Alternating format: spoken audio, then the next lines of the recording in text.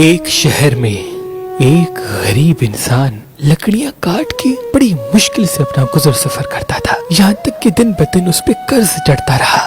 ایک دن اس نے اپنی بیوی سے کہا کہ کیوں نہ میں کسی دوسرے شہر جا کے محنت کروں، کام ڈھونڈوں تاکہ ہمارا قرض اتر جائے اور ہمارے حالات بہتر ہو جائیں۔ بیوی نے کہا اگر آپ کی یہ مرضی ہے تو میں آپ کے لیے دعا کروں گی، یقیناً اللہ ہماری مدد فرمائیں گے۔ بس وہ شخص گیا، دوسرے شہر بھی بہت ڈھونڈا لیکن کام نہ ملا، اور وہی لکڑیاں کر کے گزر سفر کرتا رہا۔ یہ چاہا کہ کچھ پیسے جمع کر لوں، اس کے بعد اپنے وطن جاؤں گا، لیکن اس کی بیوی دن رات روتی رہتی تھی۔ جب گھر میں کچھ بھی نہ بچا تو وہ گزر سفر کرنے کے لیے شہر کے وزیر کے پاس گئی اور کہا میں غریب ہوں، لاچار ہوں، مجھے اپنے گھر میں تھوڑی سی جگہ دے دو، تمہارے گھر کا کام کرتی رہوں گی، مجھے بس 2 وقت کا کھانا دے دینا۔ وزیر نے اپنی بیوی کو کہا اس کو گھر میں رکھ دو اور نوکروں کے ساتھ کوئی کام سمجھا دو، کرتی رہے گی۔ وہ مجبور عورت اس گھر میں کام کرتی رہی اور اپنے میاں کے لیے دعا مانگتی رہی۔ دن مہینوں میں گزرے اور مہینے سال کی طرف بڑھنے لگے، لیکن اس کا میاں نہ آیا۔ ایک رات روتے روتے جب سو جائے تو رات کو امام جعفر صادق علیہ السلام خواب میں آئے، اور وہ عورت دیکھ رہی ہے کہ امام فرما رہے ہیں اے لوگوں بتاؤ آج تاریخ کون سی ہے۔ امام کے ساتھ جو امام کے چاہنے والے تھے ان میں سے کسی نے کہا آج 22 رجب ہے۔ امام نے کہا یاد رکھنا جب کوئی ہمارا چاہنے والا اس رات خلوص دل سے ہماری نظر دلائے اور اللہ سے ہمارے صدقے کوئی دعا مانگے تو اللہ وہ دعا رد نہیں کرتا۔ بس یہ سننا تھا۔ عورت کی آنکھ کھل گئی، فجر کا وقت تھا، وہ دیکھے تو وہ رات 22 رجب کی تھی۔ وہ صبح اٹھ کے امام جعفر صادق علیہ السلام کے نیاز کی جستجو میں لگ گئی، نیاز کیا، دعا مانگی۔ یہ عمل چل ہی رہا تھا، وہ نیاز بانٹ ہی رہی تھی کہ وہاں دور جو بے وطن اس کا میاں تھا وہ لکڑیاں کر رہا تھا۔ لکڑیاں کرتے کرتے ایک مرتبہ کلہاڑی جب درخت کو مارے تو جیسے ہی درخت گرا اس کی جڑوں میں ایک خزانہ چھپا ہوا تھا۔ وہ خزانہ دیکھ کے خوش ہونے لگا اور اللہ کا شکر کر کے خزانہ لے کے اپنے گھر واپس آ گیا۔ اپنی بیوی کو لے کے ایک شاندار محل بنایا اور دونوں خوش رہنے لگے۔ پھر بیوی نے میاں کو بتایا کہ یہ جو کرم ہوا ہے یہ امام جعفر صادق علیہ السلام کا صدقہ ہے۔ امام میرے خواب میں آئے تھے،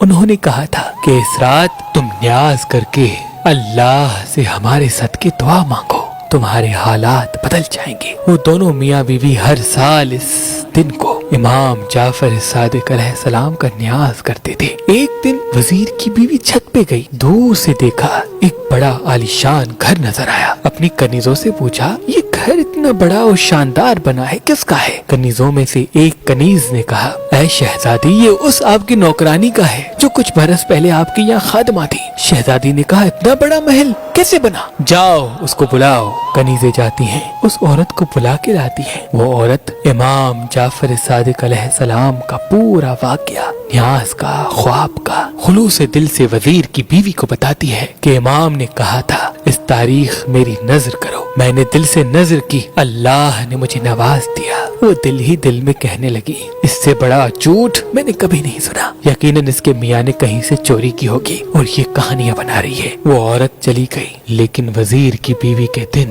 بدلنے لگے۔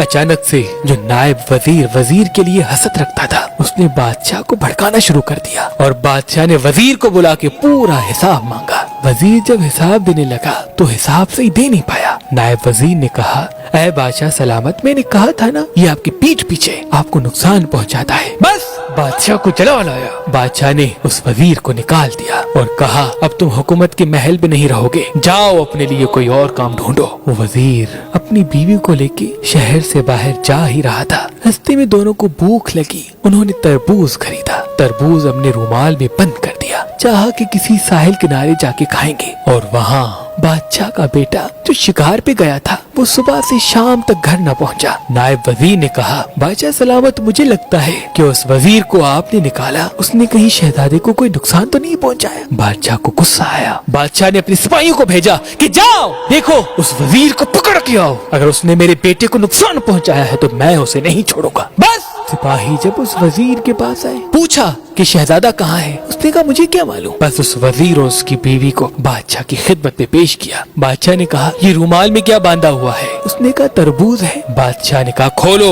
जैसे ही उसको खोला गया तो उसमें शहजादे का सर था। बादशाह की आंखों में खून उतर आया। बादशाह ने कहा इस वजीर और उसकी बीवी को कैद करो, सुबह दोनों के सर को तन से जुदा कर देंगे। वजीर रोता रहा कि मैंने कुछ नहीं कहा, लेकिन बादशाह ने कुछ न सुना। बस जब कैद खाने में दोनों रो रहे थे, वजीर कहता रहा अचानक से इतना सब कुछ बुरा क्यों हो गया मेरे साथ। यकीनन मुझसे कोई गुनाह हुआ है जिसकी ये सजा है। इतने में वजीर की बीवी रोने लगी और रोकर कहने लगी बुरा तुमसे नहीं बल्कि मुझसे हुआ है। तुम्हें याद है हमारे यहाँ एक नौकरानी थी, वो कल मेरे पास आई थी। आज वो शहजादी की तरह रहती है। मैंने पूछा ये पैसे कहाँ से आए। उसने मुझे बताया कि इमाम जाफर सादिक अलैहिस्सलाम ख्वाब में आए और उन्होंने कहा मेरी नजर दो और फिर हमारे सदके दुआ मांगो, अल्लाह तुम्हारे हालात बदल देगा। मैंने उसकी बात को झूठा समझा और मुझे ये लगता है तब से हमारे हालात बदल चुके हैं। वजीर ने कहा ऐ बदबख्त औरत, इससे बड़ा गुनाह क्या होगा कि तुमने इमाम के मौजज़े पे शक किया। तौबा करो।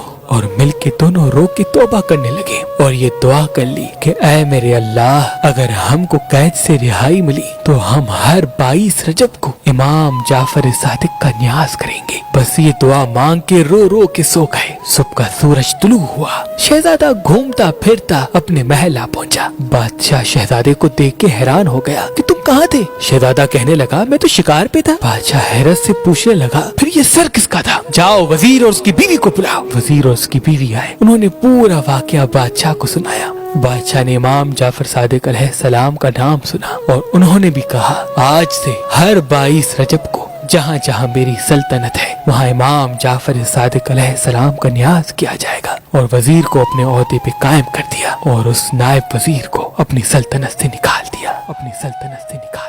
इमाम जाफर सादिक अलैहिस्सलाम ने फरमाया जो इंसान मरजान पत्थर पहन के अल्लाह से जो दुआ मांगेगा, चाहे उसके मुकद्दर में हो या ना हो, अल्लाह उसे अता कर देगा। तभी इस पत्थर को मुकद्दर बदलने वाला पत्थर कहा जाता है। तो अभी हमारी वेबसाइट मेहरबानी.com पे आएं और ये पत्थर हासिल करें। आप अपना लकी पत्थर हमारी एप्लीकेशन जो गूगल प्ले स्टोर और आईफोन ऐप स्टोर पे मौजूद है उनसे भी हासिल कर सकते हैं। मजीद मालूमात के लिए हमारे नंबर पे कॉल करें। अल्लाह आपको सलामत रखे। अल्लाह आपको सलामत रखे।